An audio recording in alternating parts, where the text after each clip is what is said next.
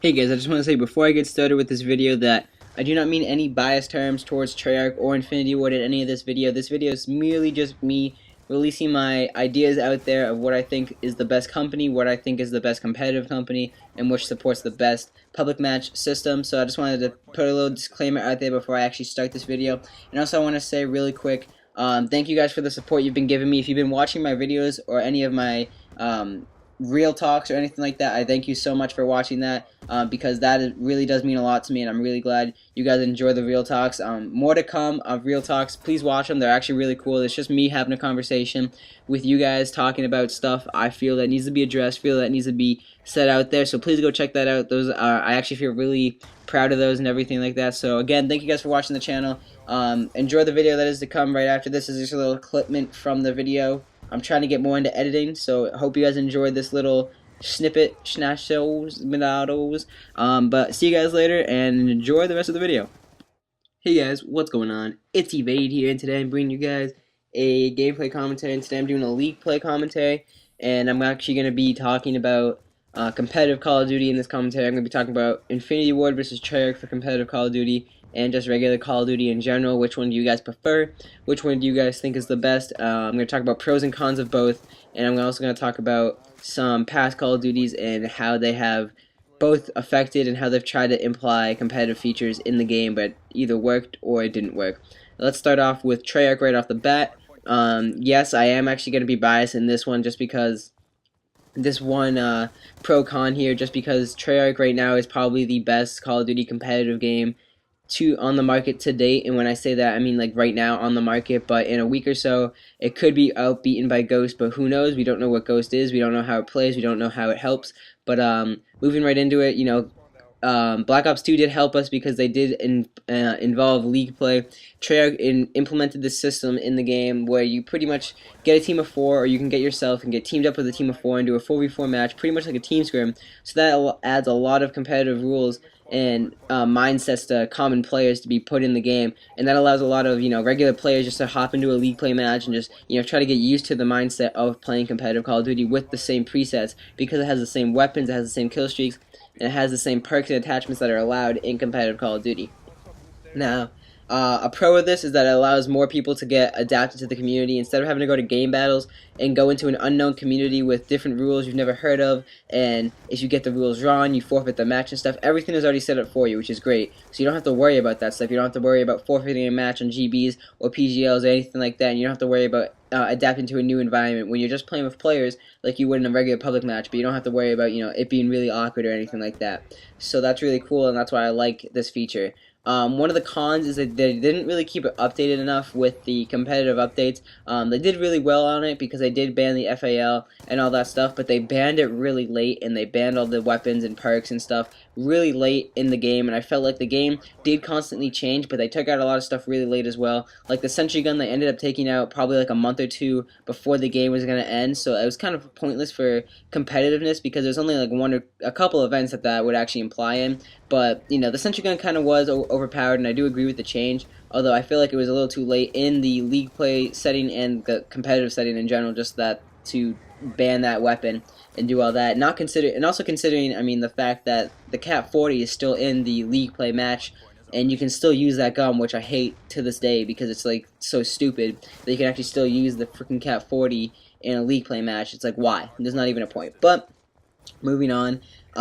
So pro, it does adapt more players in the game, gets more people in the community. It's also really cool, really fun to do. It also ranks you up at the same time. That's also another pro. It ranks you up in your public match ladder points and XP, so that you don't have to worry about, oh, am I wasting my time just playing league play and I'm not actually ranking up to get perks and availabilities and stuff like that. It's like a custom game. Everything's already unlocked. Everything's already ready for you to go and everything like that. But it also does rank you up public match-wise for XP and everything like that, so it's not a big deal. You don't have to really worry about it much, and it'll be cool. Moving on to Infinity Ward. Infinity Ward did an okay job with competitive. They didn't really support it as much as Treyarch did, comparing to Black Ops 2. If you're going to compare MW3 to Black Ops 2, definitely Treyarch takes the cake with competitiveness and supporting the community and everything like that. Infinity Ward, I feel like, tried to, but they didn't really announce it much, and they didn't really make it a big deal. If you notice the face-off playlists in MW3, are actually really cool. It wasn't very much like a competitive setting because you were on very small maps that actually were not even implemented in the game whatsoever. You could use any gun you wanted. You can use, and it was just only 1v1, 2v2, or 3v3. There was no 4v4 implemented in the game, which was kind of unfortunate because I felt like they could have had a really good upper hand if they had put that in the game. They put a team tactical in there, of course, though that's really not, MLG settings either. It's more like that's always been there too. It's not really a big deal, anything new, or anything like that. The face-off playlists were alright. They were fun to do. I definitely thought they were really fun. For competitiveness, they were probably not that great just because they didn't really involve anything competitive about them. Most people that joined the lobby anyway were snipers, so it didn't really matter.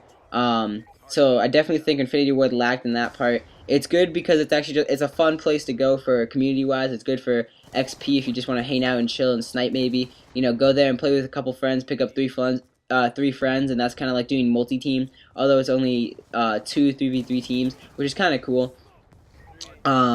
So Infinity Ward definitely is lacking a little bit in the competitive scene, and I think they're actually, compared to now Black Ops 2, they really need to up their game in Call of Duty Ghosts with the clans or squads feature, or else it's really not going to be as good because league play, codcaster, and all this stuff. That was a huge impact in Call of Duty competitive, and if they don't implement something like that or anything like that in COD Ghost and don't really support it, considering also MW3 didn't even have LAN capability features until really late in the game. Now you can have a LAN party, which is somewhat similar, but it's not exactly how you would set up a LAN.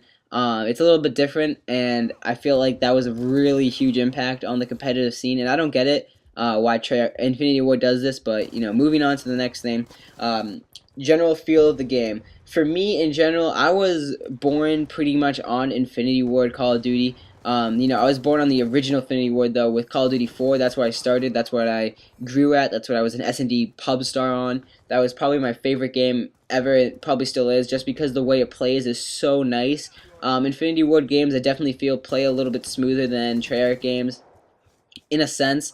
Black Ops 2 was actually a pretty good game for me. I actually really got good at it. I really enjoyed playing it, and I felt like this game was kind of one of my games that I got really good at, and Treyarch kind of took the cake for Black Ops 2 for me. But in general, Infinity Ward games are generally my game. I recently just got back to playing MW3. MW3 was really fun to play. I picked up the PP90 one more time, MP7 on the old MW3. I picked up the ACR, and man, I love that ACR. That ACR is so sick. It's like a laser beam just because it has no recoil. And even if it does, it's very little, and it pretty much just helps you get a headshot every time if you aim at the chest. So that's why it's really sick. Infinity Ward does make very nice games. I do have to say, though, the lack of, appearance to the game really does make it look bad. MW3 was pretty much based off MW2 graphics, which was really a downfall for them. They didn't add any, new implements or anything like that, while Black Ops 2 pretty much redesigned the whole color scheme, the way it looked in graphics, and upgraded it. It made it look much cleaner and smoother. Well, Infinity Ward still kept the MW2 graphics and all that stuff, which wasn't totally bad because the game did complement it in a way. Although MW3 was really dark and it was really ominous and didn't really make me want to play the game because it was just so it looked so depressing in a way, but that's how it is. Moving on to Treyarch now. Black Ops 2 is actually a huge change for just public match scene as well. So many new options. Party games is always there. Zombies is always there. Treyarch definitely has the more fun size for public match. I definitely think that they are up there and they definitely have an upper hand. But I do say that their game does run a little bit laggy. I'm not sure this is with the theater mode. I'm not sure if this is just Treyarch games in general, but their game is it's more connection based. Most of all their games have been connection based, which I really dislike. I don't like the connection based game. Some people don't have good internet. I necessarily don't have good internet at my other house. I have really poor internet there, so that kind of sucks when I try to play PS3 MW3 on there. Because first of all, PS3 sucks with internet. And then MW3 is just, not that great either for internet either. But, so yeah, Infinity Ward tends to lean towards more like, it doesn't matter, it is what it is kind of thing. So that's really cool. So yeah, for recap really quick, for Treyarch, I definitely think competitive, they took the cake. Unless Ghost can, take it back or show something new to the table or anything like that, I definitely think Treyarch won that. For the smoothness of the game, I know it's kind of confusing and I rambled on a little bit about which one is which. I do think that Infinity Ward does have a better play style of the game, and the way you play the game is just a little bit better than you would on Treyarch games. I do have to say the weapons, though, I loved in Treyarch. I love the MSMC, I love the M8, I love the AN. the Scorpion. I'm gonna miss it all when it goes. You know, it's always sad to see a Call of Duty leave, but I'm gonna miss it. But I guess Ghost is right around the corner, so let's get ready for that. So yeah, I don't have much else to talk about. Real quick, I'll just mention something. I am pre-ordering Ghost. I'm also gonna get a pair of Astros for the next gen consoles, the Xbox One. I am getting the Xbox One. I'm gonna plan on doing squads, doing scrims, doing GBs and stuff with my team. That's gonna have a huge update video soon because I actually have to tell you guys something about that real soon. There's a lot of drama going on still, and I should have learned, but we'll see what happens. I guess it's still kind of going on. But yeah, I'll talk to you guys about that one later. And I hope you guys enjoy the commentary. Please leave a like, comment down below, and leave a like for this killer comeback here. We were down pretty much the whole game, and then we just come back. That's pretty huge, and the last seconds would determine the match, so this is pretty huge. So please leave a like, thumbs up if you really enjoyed it. Comment down below what you guys think, Treyarch or Infinity Ward, and subscribe if you haven't already. It's free. Check out my Twitter, check out my Twitch. I'll get my channels updated on there soon. And this has been Evade, guys. I'll see you guys later. Peace.